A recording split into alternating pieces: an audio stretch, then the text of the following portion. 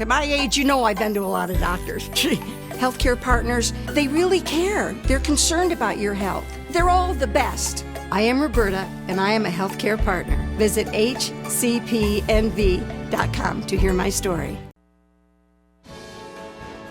News 46 is brought to you by Comfort Hospice Care, where we give our patients and their loved ones peace of mind, knowing we provide the highest quality of care 24 hours a day, 7 days a week.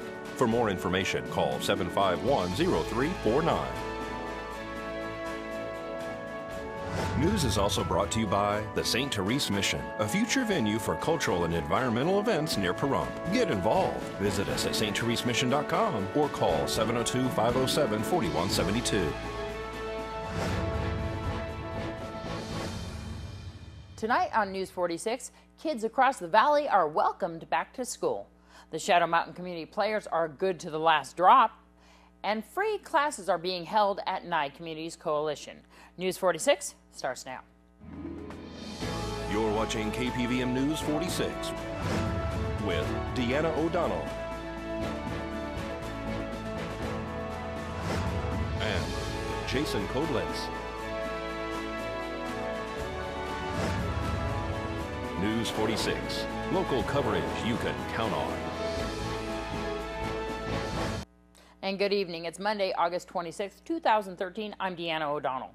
Excited kids all over the valley went back to school today. Some of them are seeing what school is like for the first time. Some are going to a new school, and some are returning to see some old friends and smiling faces. Here's some advice for a successful year from the principal of Rosemary Clark Middle School, Tim Wambaker. I'm 17.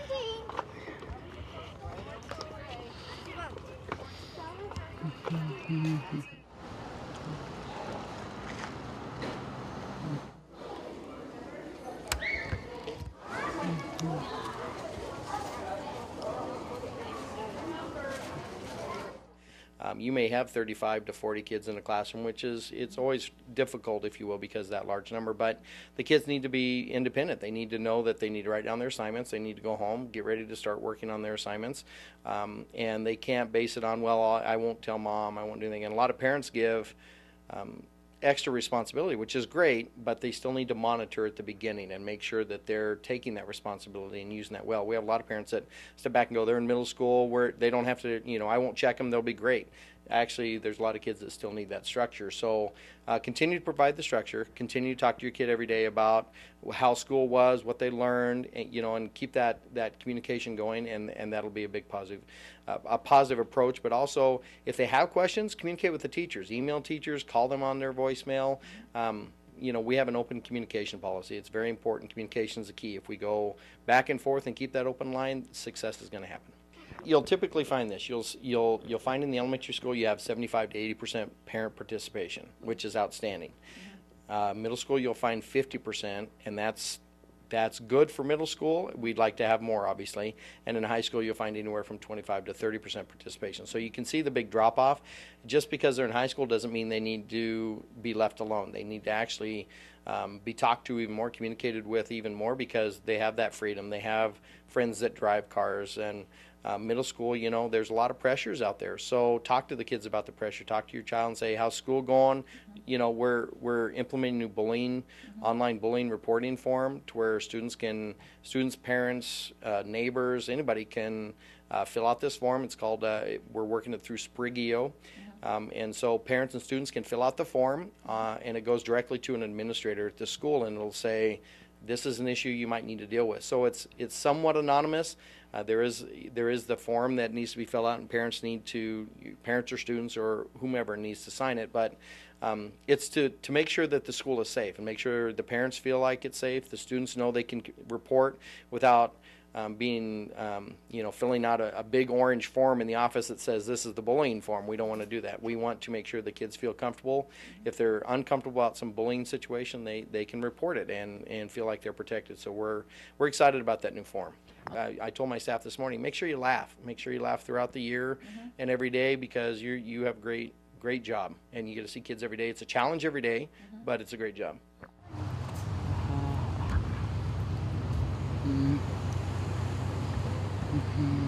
19-year-old Alexis Wall spoke to us by telephone to give her reaction when she initially found out that her abuser and father was captured here in Pahrump after being on the run for the past 2 years from Wisconsin. The 41-year-old Daniel Goodremote was living on Simpkins under an assumed name, Mark William Walters. Goodremote fled before his trial for allegedly sexually abusing his daughters. We speak again with 19-year-old Alexis Wall, who is a victim of sexual assault not only from her own father, 41-year-old Daniel William Goodremote, but her grandfather as well. We're going to continue our story with this brave 19-year-old.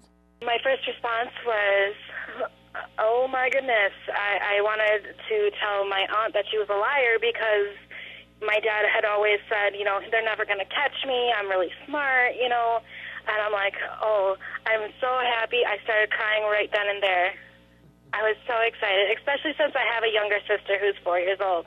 You know, I'm not really worried for me anymore, but my little sister, yeah, I was really happy. Is your little sister being protected at this point? Yes. Tell me about what you've been doing to recover from such a heinous crime from somebody you trusted so much. I regained a new family. I changed my name. I'm starting to go to school. You know, I'm just trying to move on, and now with him being arrested, I feel like, you know, it can finally happen because he's not walking the streets anymore. It's very important to you that he is prosecuted and that he pays for the crimes that he's committed, not only against you and others. Why? Honestly, he shouldn't have been left out at the first place. Burnett County was a little bit stupid for letting him.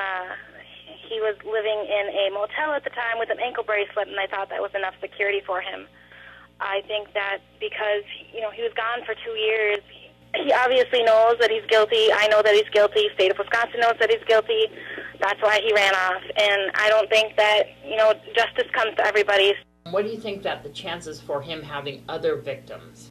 Knowing him as well as I do, knowing how extremely perverted he is, the chances are very, very, very high. How long did you spend with him as your father? How long did you live in the same home with him?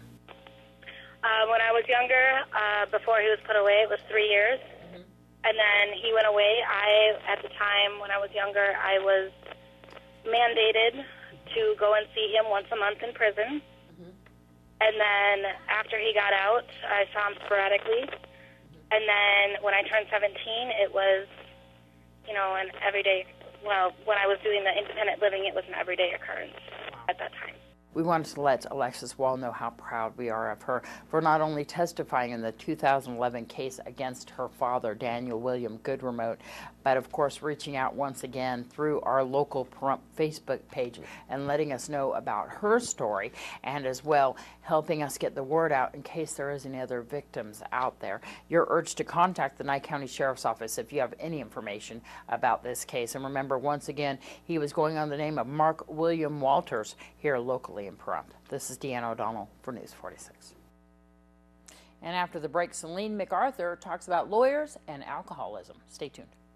Yeah. Changing the lives of legal professionals battling a life-altering disease. I hit a bottom very quickly. It was almost like an elevator where the cords cut. Details on a specially designed treatment program coming up next in Prescription Health. Merlot and Petit Verdot.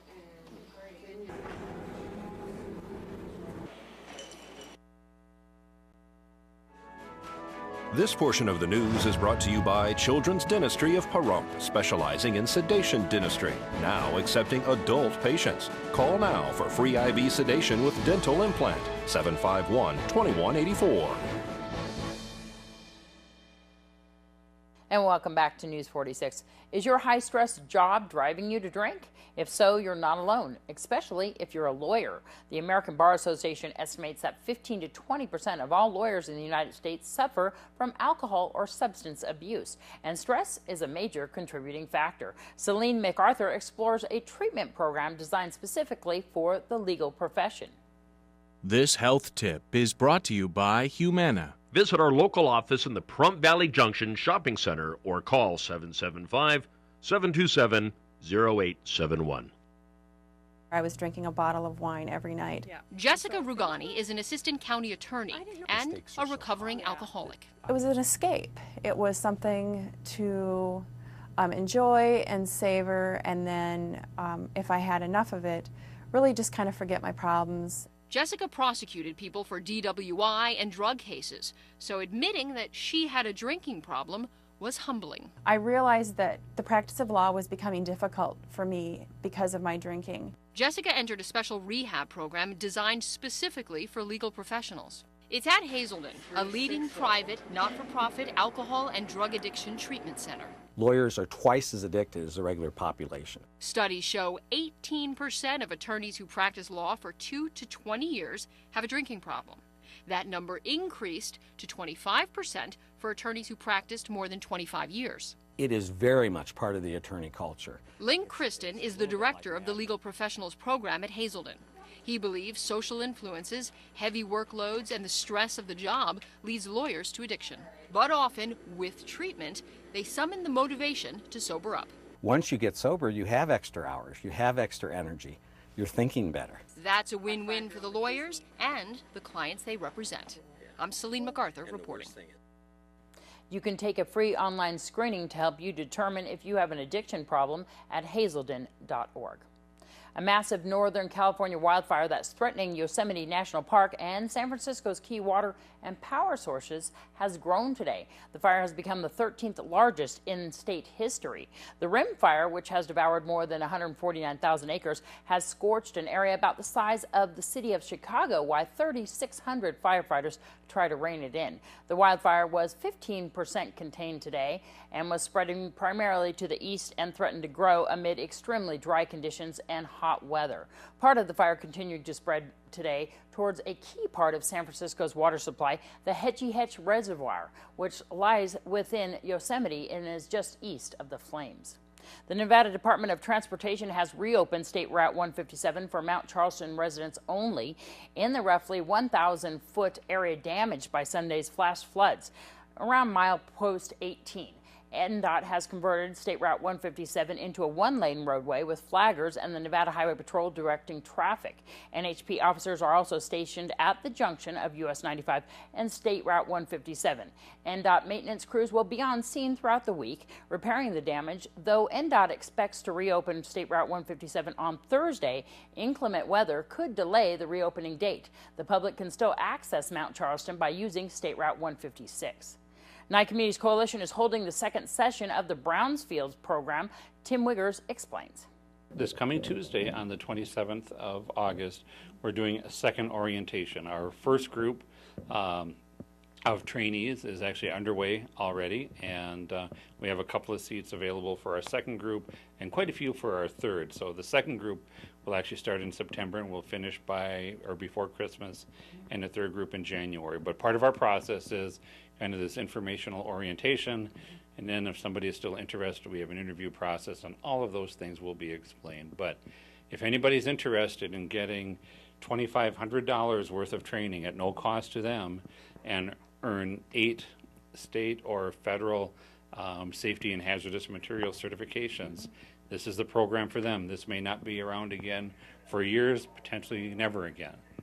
And it's right there at Nye Communities Coalition on the corner of West and Wilson Street. How do they get in touch with you guys? And I know that you have kind of an interview process beforehand. Well, actually, we start with the orientation. So actually, anybody that is interested should come to the orientation, which is at 9 a.m. this coming Tuesday. Or if for some reason they can't make it, they should absolutely check in with us. Our number is 727-9970. Or we're located, like you said, at 1020 East Wilson. Stop by anytime, Monday through Friday, 8 to 5. But when those final seats are gone, they're gone.